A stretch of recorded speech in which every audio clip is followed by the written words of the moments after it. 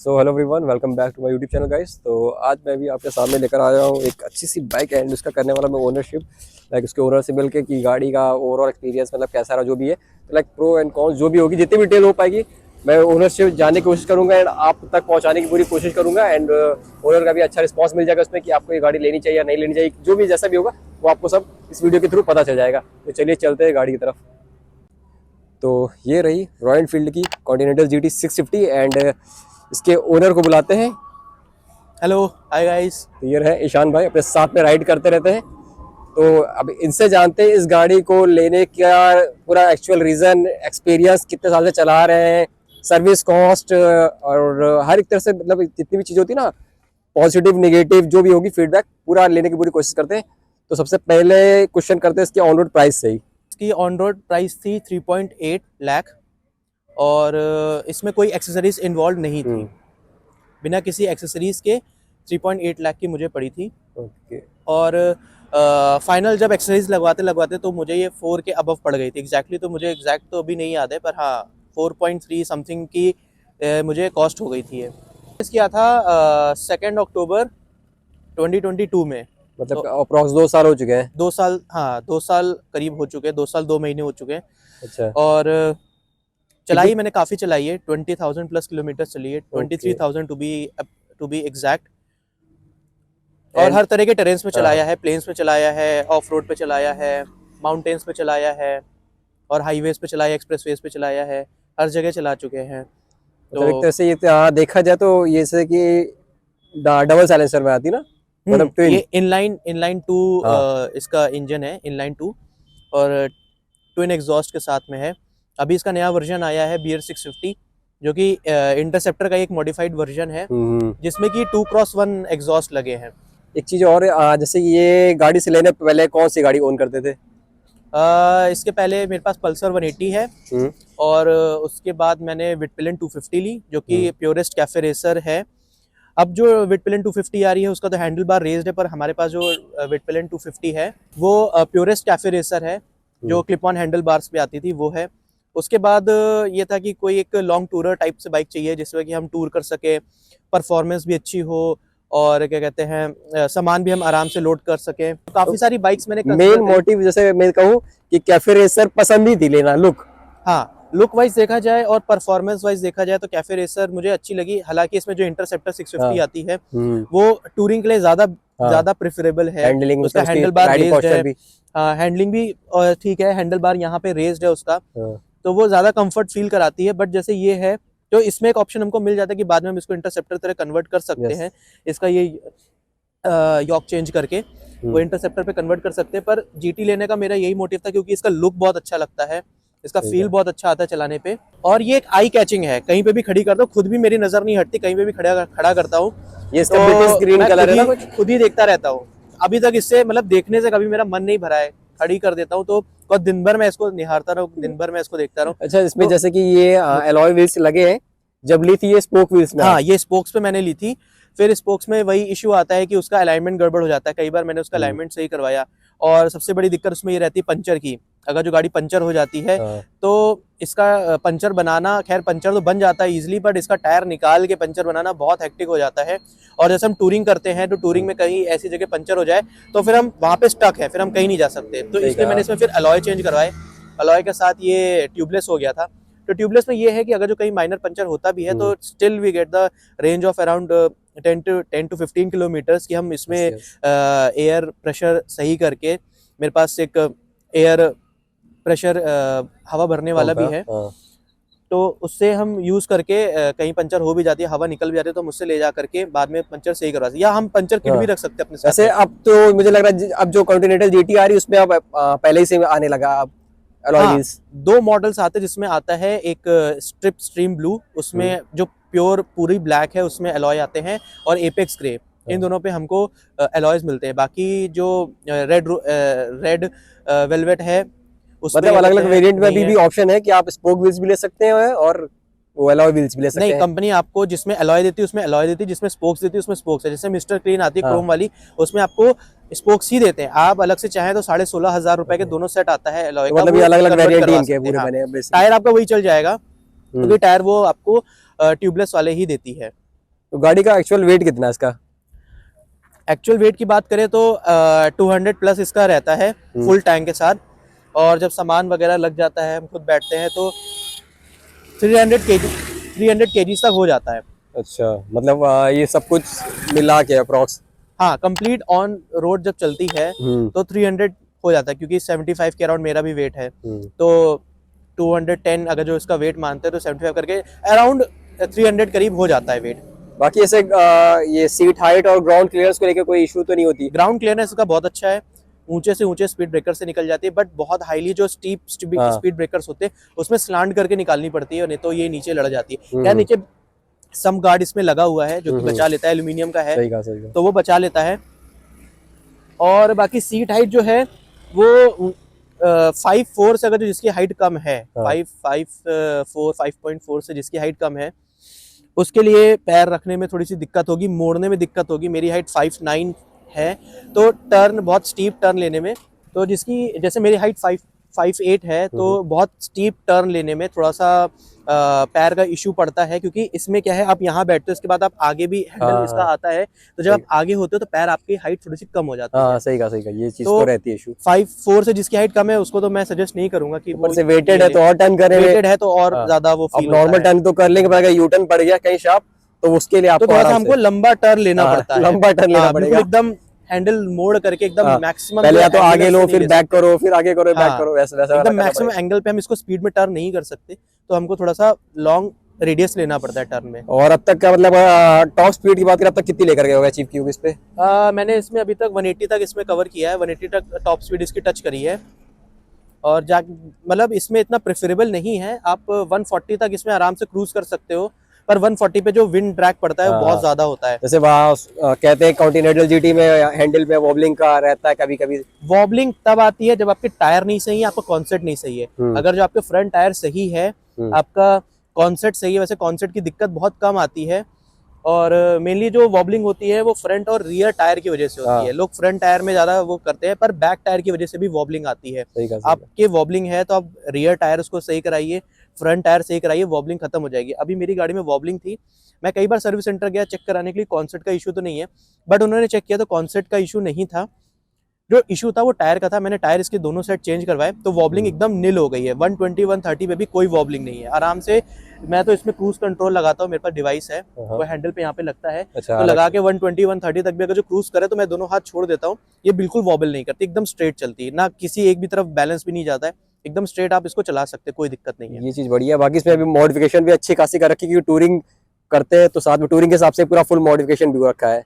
हाँ, मॉडिफिकेशंस में सबसे पहले मैंने किया था, ये लेग गार्ड लगे थे, जो कि बहुत जरूरी है। अगर जो गाड़ी गिरती है बाई चांस अगर जो गाड़ी गिर जाए तो चलाते समय पैर आपका यहाँ पे फंस जाएगा, और यहाँ पे पैर फंसेगा तो अगर जो ये साइलेंसर इसका जो हेडर है ये आपके पैर पे गिर गया तो इतनी भारी गाड़ी है, आप इसे पैर निकाल नहीं पाओगे, वो पैर आपका पूरा जल जाएगा। और ये इंजन गार्ड कह लीजिए या इसको लेग गार्ड कह लीजिए, कुछ भी कह लीजिए, इसकी वजह से अगर जो गाड़ी गिरती है तो इतना गैप हो जाता है कि आप अपना पैर निकाल सकते हैं। आपको मतलब ह्यूमन डैमेज नहीं होगा, गाड़ी पे डैमेज होगा तो वो रिपेयरेबल है, बट ह्यूमन डैमेज अगर जो होता है तो वो रिपेयरेबल नहीं है। बाकी तो अलग से लाइट भी लगी है पूरी। हाँ, ये ऑक्स लाइट लगी है जो कि 3 पॉइंट वाली है। इसमें व्हाइट और येलो दोनों ही लाइट है। व्हाइट हमारा फ्लैशिंग में काम आती है, येलो हमारी रात में काम आती है, फॉगी के लिए। और सारे इसमें एलईडीज लगा दिए हैं। इसमें हेलोजन आते थे सब में, इंडिकेटर्स में भी हेलोजन आते थे, हेडलाइट में भी हेलोजन आता था, बैकलाइट में भी हेलोजन आता था। तो मैंने पहले इंडिकेटर को सिमटेक के इंडिकेटर्स मैंने एलईडी करवाए, उसके बाद नाइट आई का इसमें एलईडी लाइट लगवाई, जो कि अराउंड 1700 मुझे कॉस्ट करी थी। स्मोकी कराया है कि ऐसा है? इसमें रैपिंग में मैंने स्मोक करवा दिया था, थोड़ा सा एक लुक अच्छा रहता है, पर लाइट थोड़ी सी कम हो जाती है, बट नो उसकी मुझे कोई दिक्कत नहीं, लाइट लगी हुई है। तो नाइट आई का ये लगा था, जो कि 3 साल हो गए। मैंने पहले मेरी पल्सर पे लगा था, वही मैंने इस पे लगा दिया, बहुत सही चल रहा है। नाइट आई का ये वाइजर तो इसका ओरिजिनल ही है, ये वाइजर ये ओरिजिनल है, कोई स्मोकी नहीं है, ऐसे आता है, टिंटेड आता है, और ये मिड साइज है। एक और आता है वो छोटा आता है, एक इससे और बड़ा आता है, ये मिड साइज वाला है। सही है। बाकी ये भाई इस आईडी दिख रही है, यहाँ पे जाके फॉलो भी कर सकते हैं भाई को, और भी डिटेल मिल जाएगी गाड़ी की। अगर इस गाड़ी के बारे में आपको जानना है, मॉडिफिकेशन से रिलेटेड जो भी जितनी चीजें की है। और एक चीज, इसका बैक का जो हेलोजन बल्ब आता है, हाँ। ये मैंने काफी टाइम तक ढूंढा, मुझे नहीं मिला एलईडी में। फिर मुझे सिमटेक में एक बल्ब मिला जो कि 2 पॉइंट पे चलता है, मतलब सिंगल पॉइंट पे हमको मिल रहा था। सिंगल पॉइंट मतलब वो जलता रहेगा, पर जब हम ब्रेक दबाएंगे तो वो एक्स्ट्रा लाइट नहीं आएगी। तो 2 पॉइंट का मुझे मिला, जो कि मैंने अलग से सोल्डर करके फिर मैंने इसमें डबल टेप से अंदर चिपका दिया है। तो वो एक अलग से मॉडिफिकेशन जो कि इसके लिए है नहीं, बट मैंने सोल्डर करके इसके पॉइंट टू पॉइंट किया है। तो उससे क्या है कि नॉर्मल तो लाइट जलती है, पर जब ब्रेक लाइट जलाते तो ये एक्स्ट्रा लाइट भी इसमें जलती है। ये सही चीज है। तो ये भी इसका एलईडी हो गया। बाकी ये इंडिकेटर्स पीछे के भी पीछे एलईडी है। टॉप रैक भी, हाँ, ये जो है ये टॉप रैक है। ये मैंने लगवाया कि इसमें हम लगेज अपना रख सकते हैं, और ये काफ़ी मजबूत है, एमटी का है। वैसे तो 10 kgs इसकी लिमिट है, पर मैंने इसमें 20+ kgs तक इसमें मैंने सामान रखा है, कोई दिक्कत नहीं आती है। सही कहा। बस आप इसमें टॉप बॉक्स जब लगाएं तो क्या होता है, टॉप बॉक्स में वाइब्रेशन डैम्प नहीं हो पाता है, तो सही टॉप कहा। बॉक्स में आप 10 kgs के ऊपर नहीं रख सकते। पर जब हम लगेज लगाते हैं, गार्डन Normal गियर्स का bags मेरे में, पास, हाँ गार्डन गियर्स का 70 लीटर्स वाला मेरे पास बैग है, मैं फोटो दे दूंगा, तुम लगा देना उसमें थंबनेल में, या साइड में ऐसे लगा देना, मैं शो कर दूंगा वो। तो उसमें क्या होता है ना कि जब हम वो रैक्सीन का बना हुआ है, एक हाँ। अलग से मटेरियल है उसका बना हुआ है, उसको जब बैग रखते हैं और टाई कर देते हैं, तो वो जब गाड़ी गड्ढे में जाती है वो absorb कर लेता है अंदर से अपना। वाइब्रेशन जो होते हैं वो अब्जॉर्ब कर लेते हैं, तो हम इसमें एक्स्ट्रा वेट भी रख सकते हैं, कोई दिक्कत नहीं आती है। खैर इसमें वैसे बैक प्लेट भी आती है, बैक रेस्ट भी आता है, वो मैंने लगवाया नहीं है, वो लुक बहुत बेकार कर देगा। बाकी एग्जॉस्ट मैंने 1 साल के बाद इसमें चेंज करवाए हैं। AEW के T103 लगे हैं इसमें, TE103 इसमें एग्जॉस्ट लगे हैं। अभी इसमें डीबी किलर्स नहीं है, बहुत सूदिंग साउंड है विद और डीबी किलर, और डीबी किलर के साथ तो आपको एकदम स्टॉक एग्जॉस्ट वाली साउंड आ जाती है, तो बट जब परफॉर्मेंस की बात की है तो एक बार एग्जॉस्ट नोट सुन भी लेते साथ ही साथ। हाँ,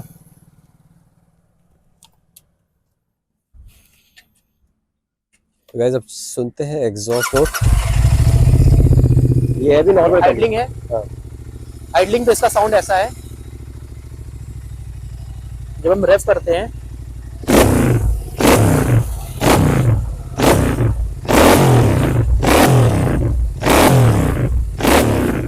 शानदार।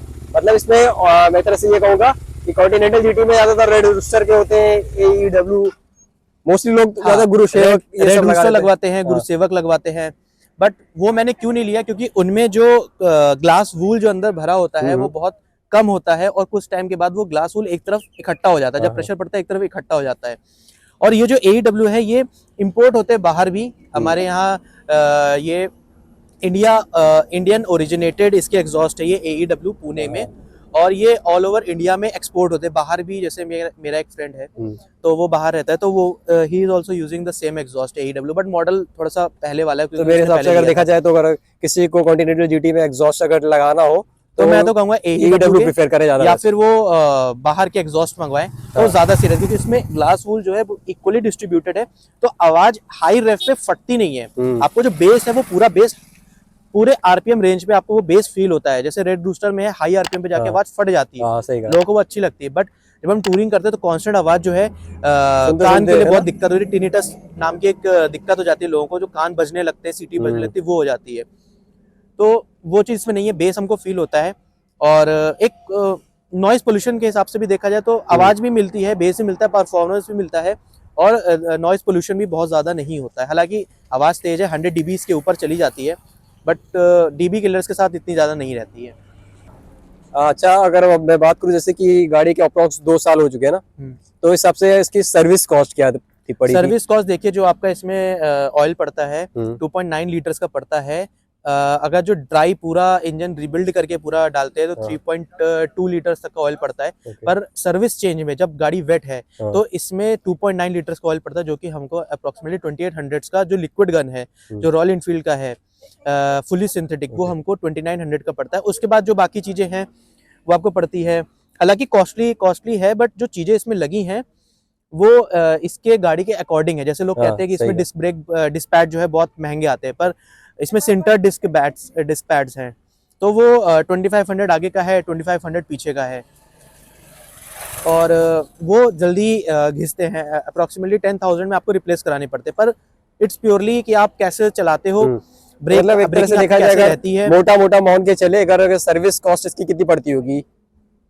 देखिए मैंने बताया 2800 तो ऑयल का ही कॉस्ट है, उसके बाद फिल्टर 400 रुपए का है। खैर मैंने तो इसमें स्ट्रॉल का air filter, performance air filter मेरे इसमें पड़ा हुआ है स्ट्रॉल का, यहाँ पे नहीं, बैचिंग इसकी इधर पे है। ने यहाँ पे बैजिंग कर रखी है, स्ट्रॉल ऑटोमोटिव एयर फिल्टर्स।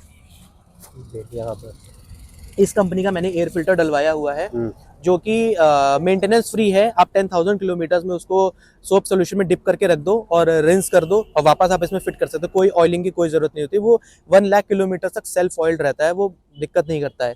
तो अच्छा परफॉर्मेंस है स्ट्रॉल के एयर फिल्टर का। और बाकी जो कंपनी वाले जो आते हैं पेपर एयर फिल्टर जो होते हैं, वो 400 समथिंग के होते हैं, वो आपको हर 10,000 पे चेंज करने पड़ते हैं। और बाकी जो सर्विसिंग में आता है वही डिस्पैच का मैंने प्राइस बता दिया। वो तो आपके ऊपर है कि आप किस तरह से ब्रेकिंग करते हो। इंजन ब्रेकिंग ज्यादा यूज करोगे तो आपके डिस्पैच की लाइफ है वो बढ़ जाती है। आप पीछे का ब्रेक कम यूज करोगे, बजट होना चाहिए सर्विस का भी। हाँ, अप्रोक्सीमेटली मेरा जब सर्विसिंग होती है तो 3 से 4 हज़ार तक आ जाता है। बाकी वॉशिंग है, चेन लूब है, और चेन आप प्रॉपर मेंटेन नहीं करोगे तो आपका चेन स्प्रॉकेट चला जाएगा। चेन स्प्रॉकेट भी अराउंड 10,000 का इसका कॉस्ट करता है, जो कि अभी तक मैंने चेंज नहीं कराया है। क्लच प्लेट्स, अगर जो आप क्लच ज़्यादा लेके चले, क्योंकि हाई परफॉर्मेंस बाइक है, हाई टॉर्क है, तो लोग ज़्यादातर हाफ क्लच पे इसको चलाते हैं, तो वो सही नहीं है। या हाई गियर पे हाफ क्लच लेके रेफ करते हैं तो उससे क्लच प्लेट हमारी ज़्यादा बर्नआउट होती है। क्लच प्लेट का अगर जो इसकी बात करें तो वो वेयर हो जाती है अराउंड 15,000 किलोमीटर्स में, पर मेरी नहीं हुई है अभी तक, स्टॉक चल रही हैं। तो वो कॉस्ट करती है 8,000 रुपीज़ का पूरा हब सेंटर आता है। और अगर जब खाली क्लच प्लेट चेंज कराते हो तो 5,000 की क्लच प्लेट्स आ जाती हैं। अच्छा। तो वो आप वो भी डिपेंड है, वो वेरिएबल आइटम है, आप जैसे राइड करते हो, जैसे चलाते हो, उस पर डिपेंड करता है। हाँ, थोड़ा सा आप एजुकेटेड हो, आपको राइडिंग की स्किल्स हैं, तो वो इतनी जल्दी वेयर आउट नहीं होगा। पर नहीं है तो फिर इट्स अ प्योरली मतलब वेरिएबल पार्ट है वो। तो एक तरह से देखा जाए अब 650 सेगमेंट में वैल्यू फॉर मनी बाइक कह सकते हैं, बहुत वैल्यू फॉर मनी है। और मेन चीज इसका लुक बहुत अच्छा है, आप कभी इस गाड़ी से बोर नहीं होगे। लुक में तो भाई पब्लिक रिएक्शन तो अच्छे से मिलेंगे। पूरा टॉर्क इंजन है ये, 650 सीसी इसको कह सकते हैं, हाफ लीटर बाइक है, पूरा टॉर्क से भरी हुई है। और इंडियन रोड्स के हिसाब से जो इसकी स्पीड भी है वो सही है। आप 120 130 पे एक्सप्रेस वे पे क्रूज कर सकते हो। नेशनल हाईवे पे पब्लिक को चाहिए होता है कि गाड़ी कहीं खड़ी करे या कहीं से जाए तो पब्लिक का रिएक्शन मिलना चाहिए। बिना मुड़े तो कोई नहीं पास हो सकता, कोई पास हो रहा है तो एक बार मुड़ के जरूर देखता है, ये इसका स्टैंस है। अगर आपने ऐसे एग्जॉस्ट भी लगा रखा होगा तो आपको रनिंग कंडीशन में भी अच्छे खासे रिएक्शन मिल जाएंगे। रिएक्शन मिलेंगे, बिल्कुल मिलेंगे। हाँ, और फिर तो देखा जाए तो ओवरऑल एक्सपीरियंस में पॉजिटिव मिले ज्यादातर। नेगेटिव में यही बोलूंगा कि if you don't have skills तो आप इसका ओन करना थोड़ा सा मुश्किल पड़ जाता है। और आपको पॉकेट भी हैवी रखनी पड़ेगी इसको ओन करने के लिए, क्योंकि तेल बहुत पीती है ये। सही है। माइलेज कितना देती होगी? 22 का मुझे देती है सिटी में। और अच्छा पेट्रोल मिल जाता है 760 डेंसिटी का, तो 24-25 तक का भी एवरेज निकल आता है। और ट्रैफिक में बहुत ज़्यादा चलाते हैं तो 15 का भी मिल जाता है, तो 15 से 22 तक का है, पर मैक्सिमम मुझे 22 का मिलता है।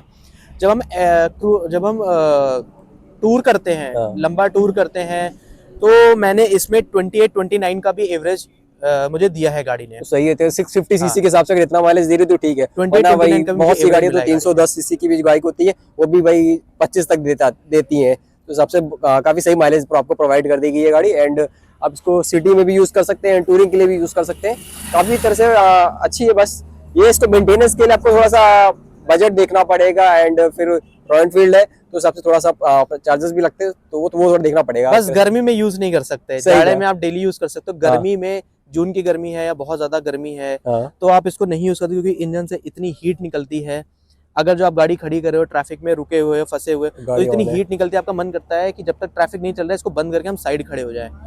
जाड़े में तो इट्स ओके, इतनी हीट निकलती है, जाड़े में तो फायदे की बात है। सही में विंटर्स के लिए तो ये बहुत अच्छी चीज है, पर ये गर्मी में ये चीज पॉइंट बहुत सही है कि गर्मी में यार इसको आप कॉन्टिनेंटल जीटी चला रहे हैं और कहीं ट्रैफिक में फंस गए तो अच्छी खासी हीट करेगी, आपके पैर आराम से भाई जला देगी।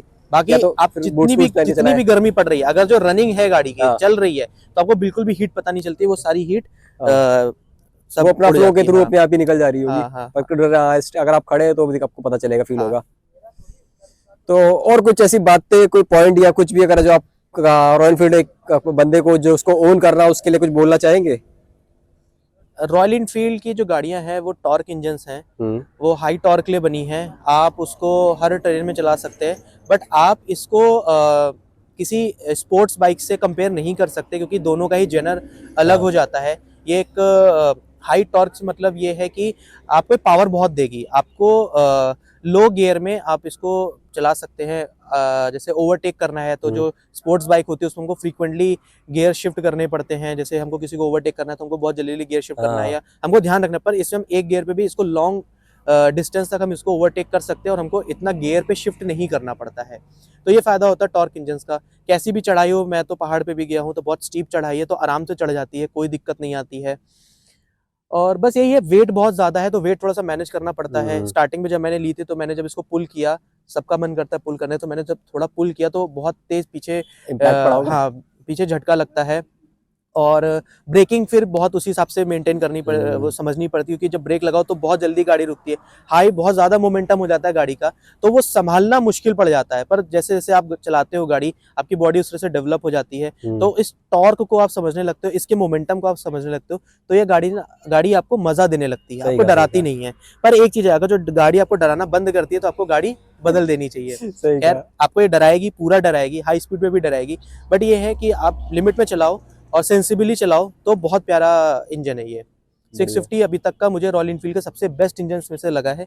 बिल्कुल वाइब्रेशन नहीं है। कई आ गई, जैसे ये बिगर 650 आ गई है और शॉटगन की भी 650 आ चुकी है, मतलब क्लासिक भी 650 आने वाली है। बहुत रॉयल एनफील्ड के पास रॉयल एनफील्ड S650 में आपको बहुत सारे, रॉयल एनफील्ड में आपको 650 सेगमेंट में ही कई ऑप्शन अब मिल गए, बहुत वैरायटीज आ गई। वो आपके ऊपर आ गए कि आपको किस में जाना है, मतलब मॉडल्स में जाना है आपको, क्या फिर रेसर में जाना है, क्रूजिंग में जाना है, या ऑफ रोडिंग में जाना है। जैसे ऑफ रोडिंग के लिए आपका BR 650 वो आपकी तरह से ऑफ रोडिंग में पूरी चली जाती है सेम इंजन में। तो ओवरऑल यही एक्सपीरियंस है आपका अब तक उस गाड़ी का पूरा लेकर, एक तरह से बहुत प्यारा इंजन है, बहुत प्यारी बाइक है। और सबसे चाहे जितने मॉडल्स निकले, पर GT का अपना ही अलग एक फैन बेस है। अभी भी सारी गाड़ियां खड़ी कर दो, पर GT पे सबसे ज्यादा लोगों को वो अट्रैक्ट करती है। इसका लुक इतना अच्छा है, ऑल्दो थोड़ा सा पुराना लुक है, पर ये बहुत ही आई कैचिंग लुक लगता है। आप ऐसे गाड़ी खड़ी कर दो और आप चले जाओ, और फिर आप दूर से बैठ के देखो कितने, ये ऐसा लुक भी ऐसा है ना कि देखो आज की जनरेशन को पसंद आती है, साथ में होते ना ओल्ड जनरेशन वालों, उनको भी अच्छी लगती है। तो ओवरऑल ये रहा एक्सपीरियंस अपने ईशान भाई का इस गाड़ी को लेकर। अगर इस वीडियो से रिलेटेड, लाइक इस बाइक से रिलेटेड अगर कोई भी इन्फॉर्मेशन अगर मेरे से मिस हो रही होगी, जो आपको जाननी होगी कि इस गाड़ी की कोई और इन्फॉर्मेशन है, तो आप वो कमेंट करके पूछ सकते हैं, उसका रिप्लाई भी मैं भी दूंगा। एंड मैं ईशान भाई से, इसके ओनर से पूछ के वो भी आपको बताता रहूंगा। और वीडियो अगर अच्छी लगी तो वीडियो को लाइक करिएगा, अपने फ्रेंड को शेयर भी कर दीजिएगा, अपने फ्रेंड्स को भी, ताकि अगर उनको भी लेनी हो तो उनके लिए भी हेल्पफुल हो जाएगी वीडियो। बाकी मिलते हैं नेक्स्ट ब्लॉग में, तब तक के लिए बाय बाय।